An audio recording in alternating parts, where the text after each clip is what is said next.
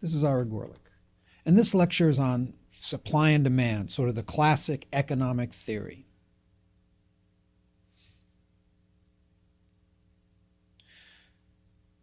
I think if you ask pretty much anybody who studied economics, they would agree that supply and demand is the fundamental drivers in commerce.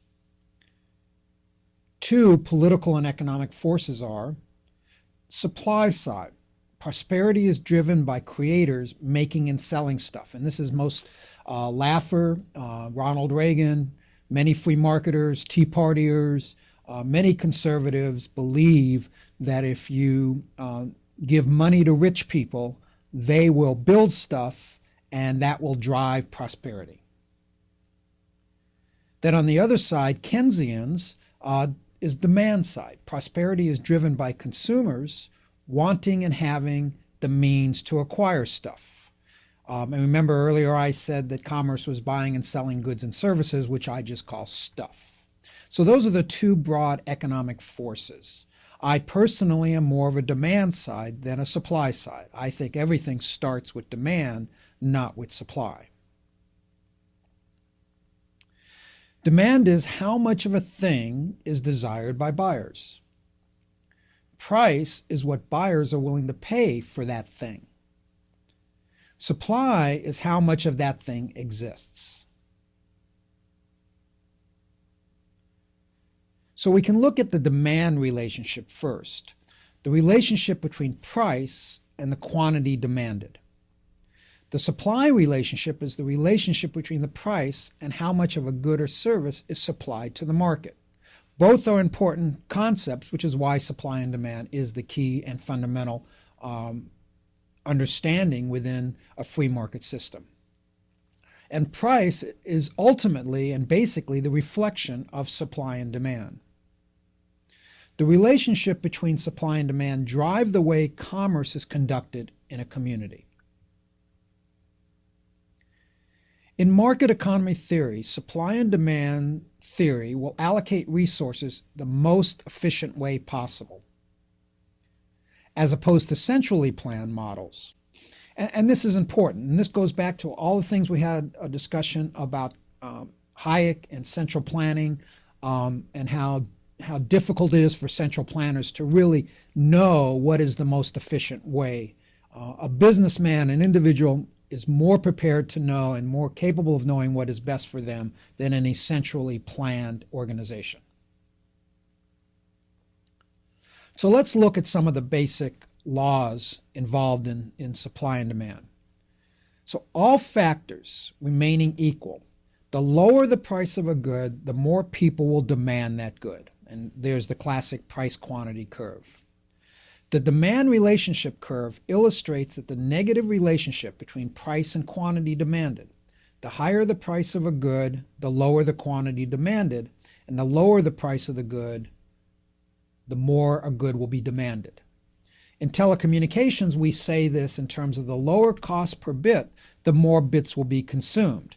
When prices for bits are high or minutes are high, you don't consume much. When they're low, you would consume a little bit. And in fact, in terms of telecommunications, this is a classic example and works as a fundamental. So when we look at the law of supply, and that's unlike the law of demand, the supply relationship shows an upward slope. The higher the price, the higher the quantity supplied. Producers will supply more at a higher price because selling a higher quantity at a higher price increases revenue.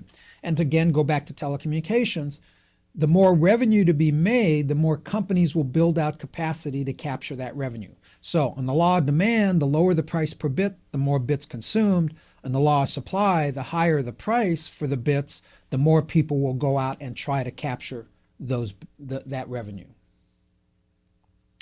And we talked a lot about market equilibrium. I'm a big believer that market equilibrium is an inherent goal, and I show it here as the classic curve as to where supply and demand cross and price and quantity cross becomes equilibrium. So when supply and demand are equal, when the supply function and demand function intersect, the economy is said to be at equilibrium. At this point, the allocation of goods is that it's most efficient because the amount of goods being supplied is exactly the same as the amount of goods being demanded. Thus, everyone, individual firms, countries, is satisfied with the current economic condition, hence equilibrium. At a given price, suppliers are selling all the goods that they have produced, and consumers are getting all the goods that they have demanded.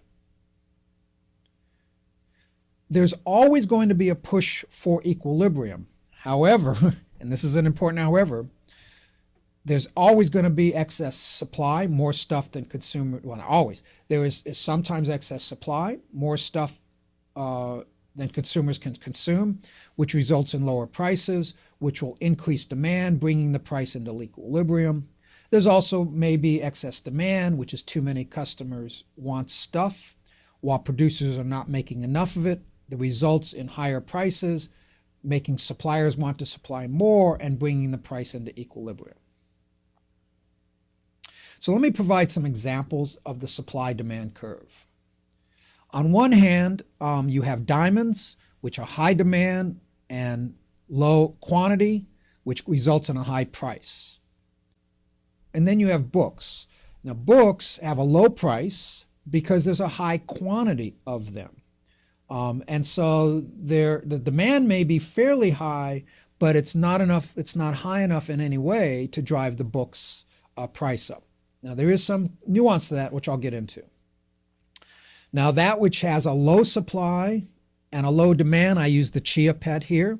The price is low, the quantity is low, there isn't a lot of demand, so it fits in that quadrant. And then I struggled with a good example for this quadrant, and talking to my son, we came up with education. There's a lot of supply, a lot of demand, and a high price. So a college education costs $250,000, which is a lot of money. And when you consider all the colleges out there and all the opportunities for education, it's pretty amazing. So now let me use some other examples. As I said, books, the quantity is high and the price is low. But if, let's say, I had a first edition, that's a first edition of Dickens, for example, that's going to be low quantity when you only a few first editions, and so the demand is going to be higher, and therefore the price is higher. Now let me apply it to telecommunications. In the old days, when cellular first came out, when I first got involved in cellular, it cost thousands of dollars for the device. I show a bag phone there. And hundreds of dollars, $500, $600, $700 was not unusual for a monthly bill. So the price was high, and so the demand was high, but the quantity was low. Now today, with prices being lower, the quantity is much higher. See the relationship for how that works? So the first cell phones cost thousands of dollars and monthly cost was hundreds of dollars. Now cell phones are virtually free and monthly cost average around $50. Hence, there's a lot more of them. Why? The supply and demand relationship. Hopefully that makes sense. We can carry it on in discussions. This was just intended to be sort of a high level to give you some of the terminology. In the next lecture, I'm going to talk about the velocity of money.